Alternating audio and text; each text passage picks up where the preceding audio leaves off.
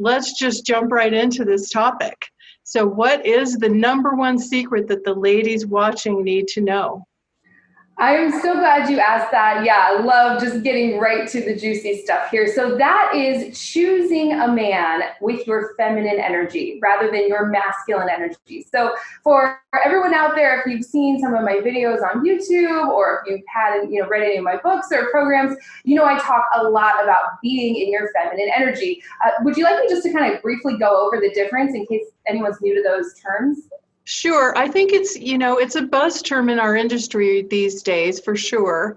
But I think it's always a good thing to kind of revisit it, Helena, and give your perspective and definition on what that is. Yeah, absolutely. I'm so happy to do that. So for everyone watching, we all have both masculine and feminine energy inside of us. Men and women have both. They're both really important. They play a crucial role in our lives, right? So your masculine energy is the part of you that's about doing things and thinking and solving problems and making decisions. Anytime you need to get something done or figure something out, you're in your masculine energy. You can see how that's really useful in work, in raising kids, in all different kinds of areas of your life, right?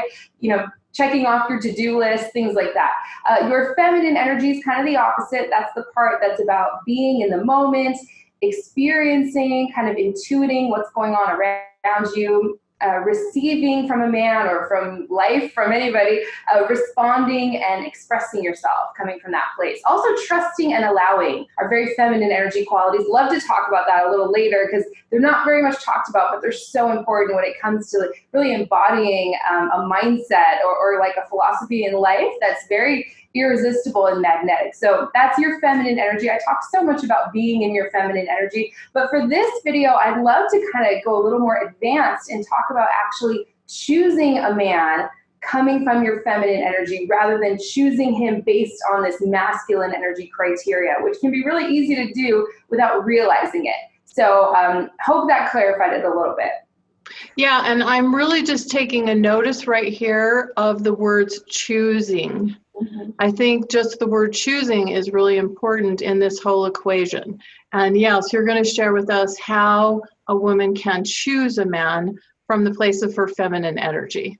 Yes, absolutely. So if anyone watching, if you're anything like I was before I kind of figured this out, you may be subconsciously choosing men with your masculine energy, meaning you're looking at a man sort of on paper and deciding he's what you want, right? Because he looks good physically, he has a great job, maybe he's successful, you have a lot of chemistry, this kind of superficial kind of chemistry with him that tends to be hooked up with the wrong kind of man in our subconscious. If you have a pattern of falling for men where it doesn't really work out, if you're anything like I was, we can talk about that a little later. Very important. Or, the way he carries himself, the way that he is, our feelings for him based on these kind of external standards or this checklist that we all have, right? That would be choosing a man based on your masculine energy. And when we do that, we tend to put that man on a pedestal. I hear from so many women who kind of aren't attracted to that many men. And then one guy comes along and then that's the guy they really like. And so they kind of, even without realizing it, they put that man on a pedestal. And when we do that, we can't really help it. We tend to want to go after him, even in very subtle ways, very kind of unconscious ways, like trying to prove ourselves to him, win him over, earn his love or attention or affection, all of these things that just push him away on a very deep level, right?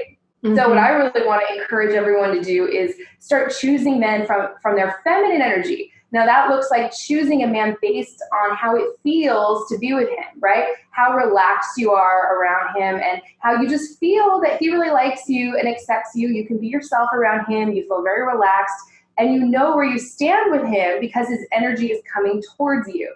So everyone can really just feel into how does it feel to be with this man or any man who shows up, both when he's right in front of you and when he's not right in front of you, and start choosing men based on how it feels rather than this kind of external criteria that sometimes can be hooked up with the wrong kind of man, if that makes sense. Mm-hmm.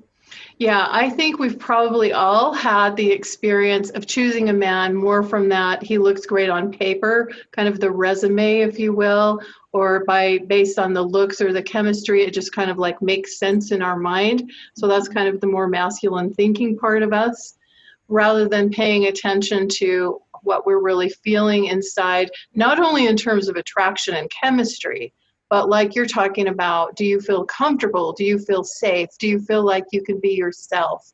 Do you feel secure about yourself? Do you feel actually better about yourself after spending time with him, rather than feeling insecure or like you have to prove or like you have to strive for something or twist yourself into a pretzel? I love what you said there. Yeah, I mean, we can sometimes get so wrapped up as women in how we feel about the man that we're often ignoring how we feel about ourselves, which is not very good at all, especially if he's not doing what he's supposed to be doing, like moving things forward, taking initiative, taking your feelings and needs into account when he's planning and making decisions, right? So another thing I hear from women is like, well, when we're together, it feels really good and the chemistry's off the charts and we're so attracted to each other. But then when he's not there, like when he disappears for a week at a time and I don't hear from him, I feel really anxious and insecure and it doesn't feel that good. Well, I would say that's definitely something to pay attention to. So you want to kind of hook up your feelings of attraction and chemistry with a man's masculine action towards you. Right? So much of the time women can be attracted to the man who's a little unavailable, who's just slightly out of her reach, where she doesn't quite know where she stands with him. So if you're choosing from your feminine energy, that man would not even qualify anymore. So I'd love to give maybe like a couple qualifications or things to look out for to do this whole new way, choosing a man with their feminine energy, if that's all right.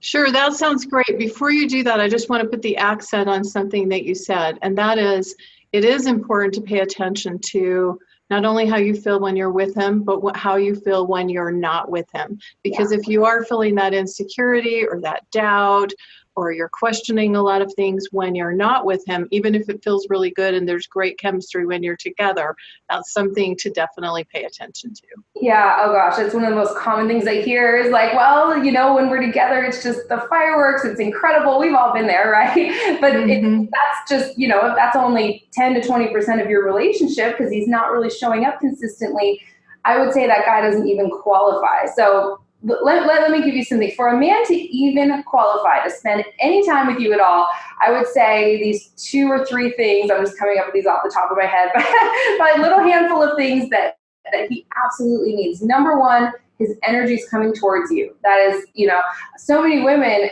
that the man doesn't even meet that criteria, and they're just stuck on these men who are not doing anything, who are just showing up once every couple of weeks. To me, they're barely dating. It's barely even like a friendship, right? And we can get so attached and bonded to these men who are just not showing up consistently. So number one, his energy has to be coming towards you for you to even spend 1 second of your mental or emotional energy on him, right?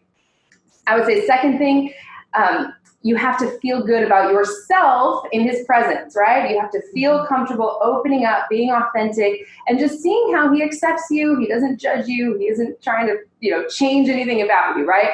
And the third thing is just, he's in general, he's a good guy. He's a good match for you in terms of, those are a little bit of those more external things, but just, is he a good person? Does he treat other people around him well, right?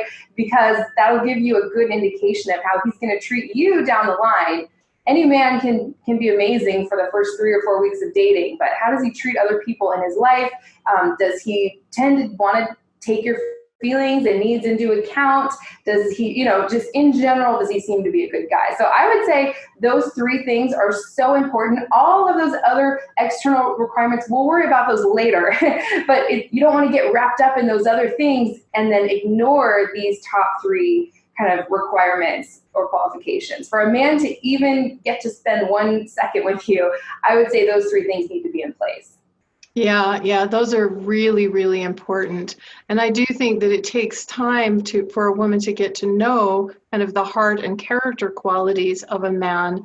And I think this is really so important, Helena, because one thing that I've learned through my own experience and working with other people is that for a woman to fall in love with a man, really, really fall in love with a man, and especially for her to stay in love with a man, she needs to respect who he is as an individual, as a man, because once that respect goes out the window, oftentimes the loving feelings or the romantic feelings disappear right along with it. But you have to kind of have the time to see who that person is, how they're really showing up, not just with you, but like you said, in his whole life.